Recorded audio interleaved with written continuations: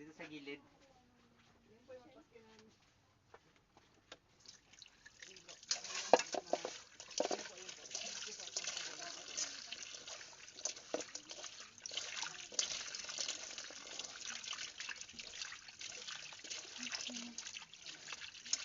Anong gusto mong luto dito, John?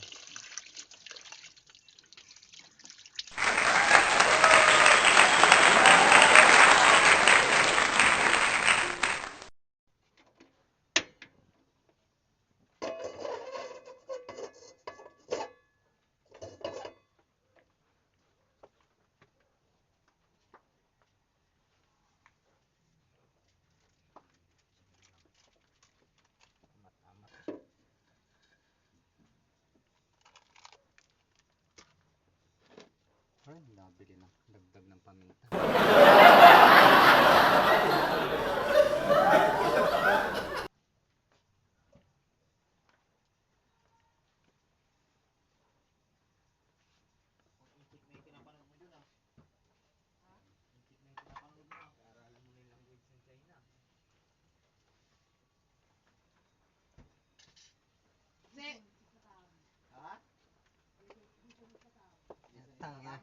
Jason Statham pinapanood mo ah. Pagkatapos natin hugasan yung mouth ng pugita, octopus mouth, nalaga na yan. So, i-adobo natin sa gata. Diyan lang kayo, relax. Ng konting mantika para sa ating mahiwagang pampatangkad, sabi ng lola ko. Ay! Put a little bit more. Pumalog. Margarine.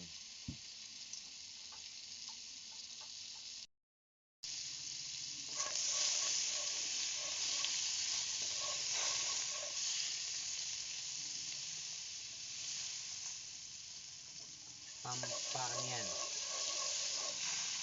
Margarine. Pampa good vibe.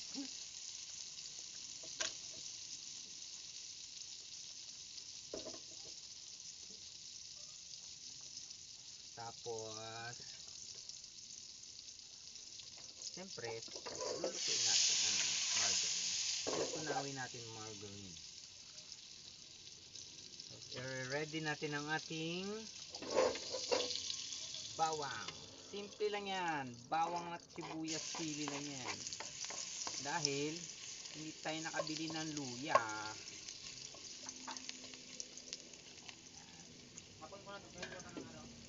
Ah.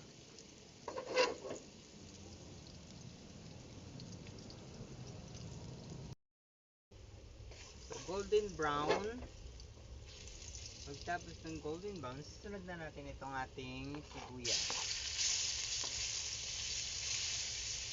Huwag na natin masyadong lutuin para lumabas yung aroma niya habang niluluto yung ibang kasama niya. Tapos siling haba. Siling haba. O siling green. Ano bang sili? Basta sili. Punggol.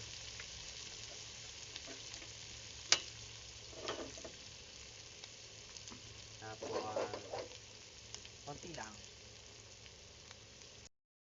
And then ilalagay na natin ang ano pala, cubes. O ito yung bagong order, octopus cubes.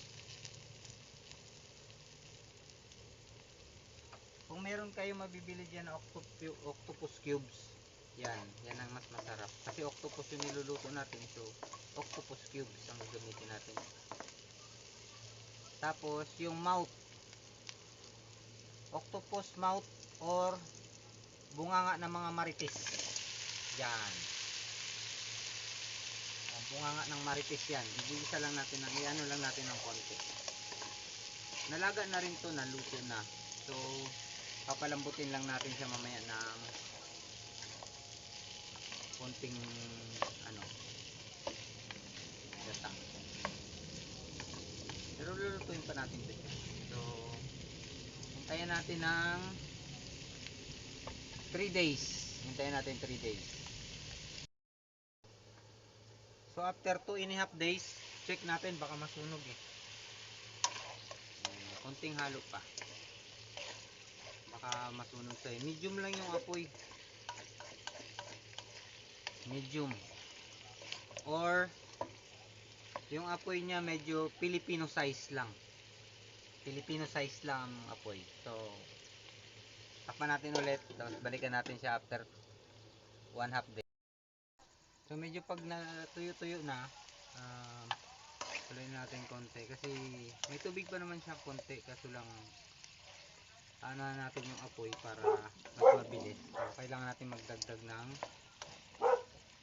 kunting sabaw para hindi masunog. Lagyan na natin agad ng paminta para maano na yung kanyang lasa. Manuot na lahat. Tapos lagyan natin siya ng yung pangalawang gata, kalahating tasa lang para yun ang magiging pampadagdag lambot niya at lasa bago natin dadagdagan ng kakang gata. So habang ganyan pa siya, so maghihintay tayo ulit ng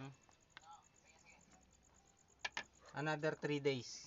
So takpan natin and another 3 days. Lagyan na natin ng konting konting mahika. Tapos konting halo naman. Tapos isang kulo ulit. Guys, bilangin nyo kung ilang kulo ha. Kasi alam nyo pag nagluluto ako mga 30 kulo bago yan siguradong manunuot yung lasa. Lagyan na rin natin pala ng konting asin. Kasi may dadagdag pa tayo dyan mamaya. Konti lang naman. Para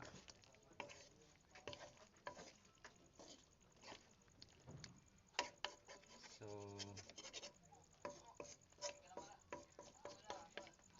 papalambutin lang natin siya ng konti. Ipahintayin natin manuot yung ng kanyang ito pa pala, sabay na natin to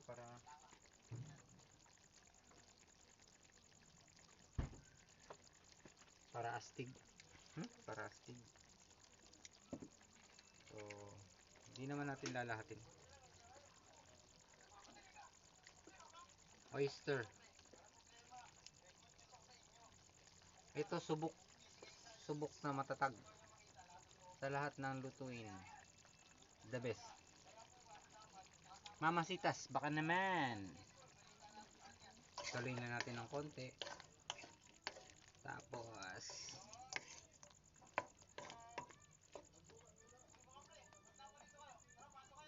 another kulo ulit. So ganun guys, ganun tayo magpakulo. Wait, another 3 days again. So i-check natin after 3 days. Charan! Oops, natuyo na. So kailangan na nating ilagay yung kakang gata.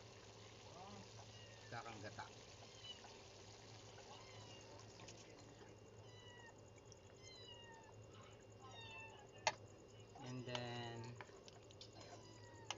so papakuluan natin siya ulit ng 1 week. 1 week guys, 1 week. So lagyan na natin ang soy sauce. Subok sa lahat ng lutuin, kahit sausawan. Masarap kahit walang sinasawsaw. Sana all may sinasawsawan. Silver Swan soy sauce. Depende sa panlasa nyo. Huwag lang masyadong maalat kasi alam mo na.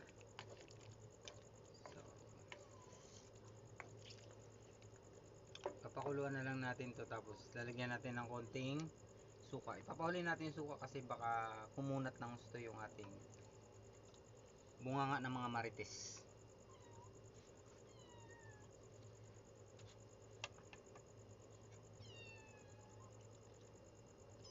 So Takpan natin ulit at medyo patutuyuin lang natin ng konti.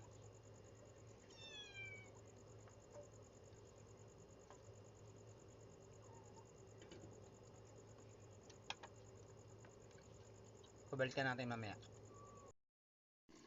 So i-check natin baka dumikit. Wow! Ang bunganga ng marites. Halo-haloin lang natin kasi medyo nag-ano na yung gata niya. Medyo anong tawag sa inyo? Naglatik? Naglatik? Naglapot.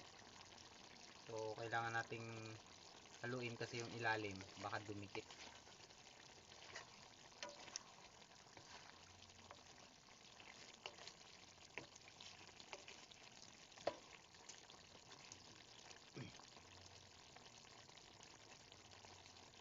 So pag nakakain kayo, nakatikim kayo nito, may matitikman kayo, may makagat kayo dito na medyo makunat-kunat. Yun ang leader ng mga marites. Kaya medyo mainit. Medyo lambot-lambot na. Ibig sabihin mga bagong recruit yun na marites. Pahintayin natin ng konti. Medyo malambot na siya. Check naman natin. So, nagmantika na siya. Anong nangyari? Memory full na ba ako? Namatay? Ayan.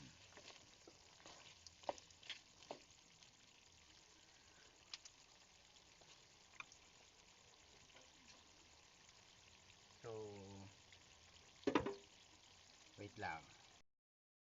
So, dahil medyo na tuyo na siya ng konti, so kailangan pa natin ng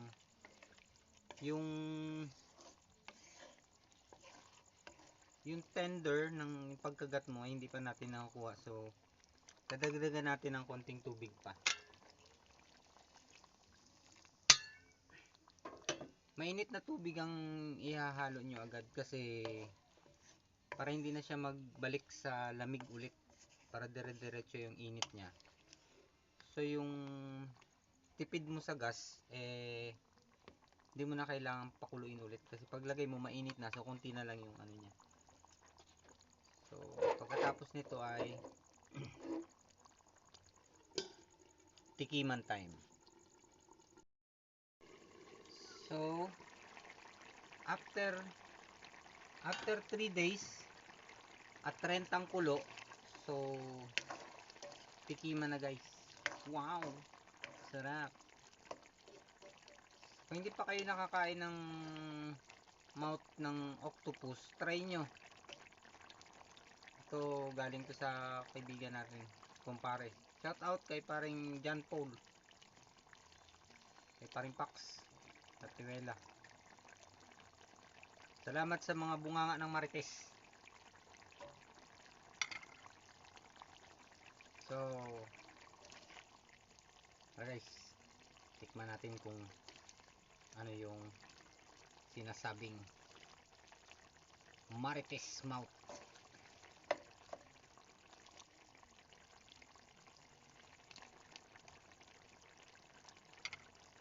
Yan. Hindi natin tinanggalan ng ngipin kasi abutin tayo ng 1 month. So kanya-kanyang tanggalan na lang. So salamat. Ay wait lang. So guys,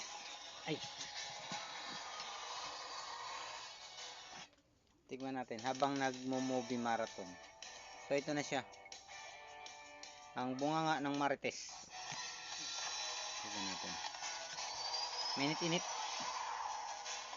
So goods ito sa kanin.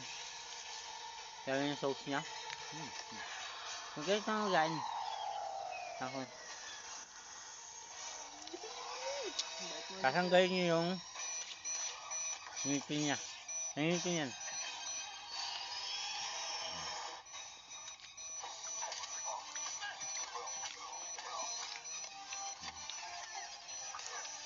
Good. Maganda nga kain habang nanonood ng pelikula. Madali na siya tanggalin. Huwag ka magalala. Hindi naman malulunok to kasi malaki yung ngipin ng ano. So, salamat. Salamat sa lahat. Salamat sa mga marites. Try nyo. Thank you.